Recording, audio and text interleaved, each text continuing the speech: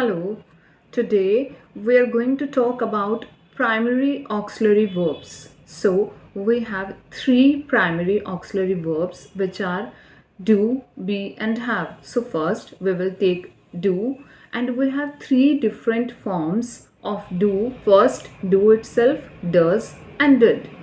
So, let's understand with some examples. If I say, do you work at home? So, do is the primary auxiliary verb here because we use do as a first word in the sentence, so it forms a question.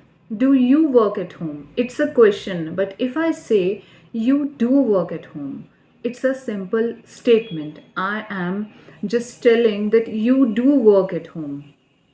So it's a statement, but if I say, do you work at home? It's a question. When we use do, does, and did as a first word in the sentence, it forms a question.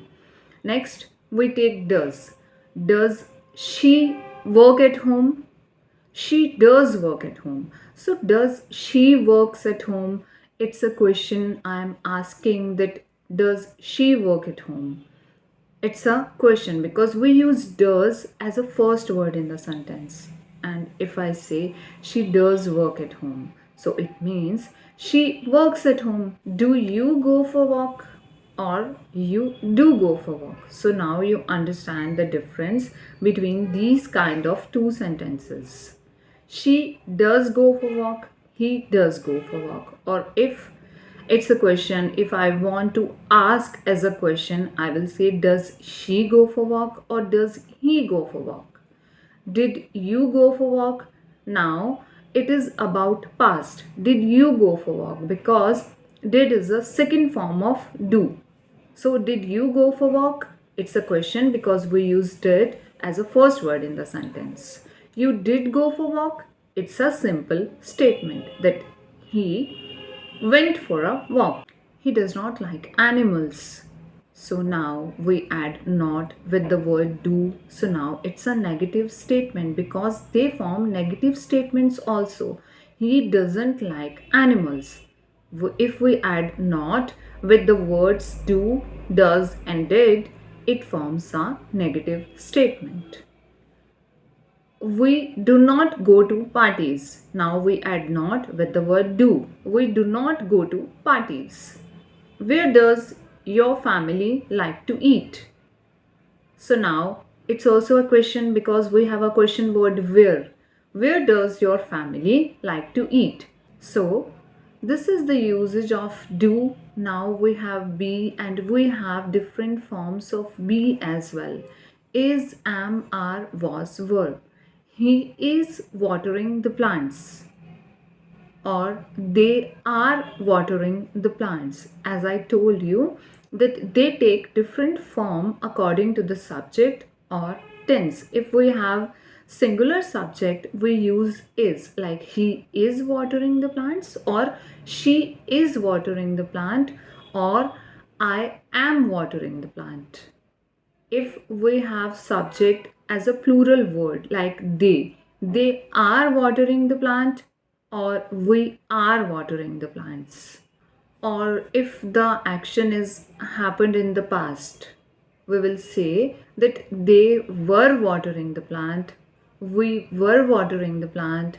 Or if the subject is singular, we will say he was watering the plants or she was watering the plants. She isn't watching TV anymore. So now we add not with the word is. So now it forms a negative sentence. She isn't watching TV anymore. She is teaching English. Or if I want to ask as a question, I will say, is she teaching English? I use is as a first word in the sentence. So now it's a question. Is she teaching English? She is explaining the grammar. If I say she isn't explaining the grammar, now I add not with the word is. So now it's a negative statement. She isn't explaining the grammar. Now we will talk about have, and we have three different forms of have as well. First is have itself, has, and had. They have gone to market. It means the work has just happened. They have gone to market. If I say they had gone to market, it means the task has happened far before in the past. They had gone to market. She has gone to market. If we have singular subject, now we use has. She has gone to market or he has gone to market. They have not gone to market. Now I add not with the word have with the auxiliary verb have. They have not gone to market. Now it's a negative statement. If I say have they gone to market, now I use have is the first word in the sentence. Have they gone to market? Now it's a question. She has watched a movie. He has watched a movie.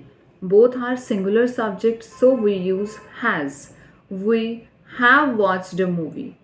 Now we change the auxiliary verb has to have because we have plural subject. We have watched a movie.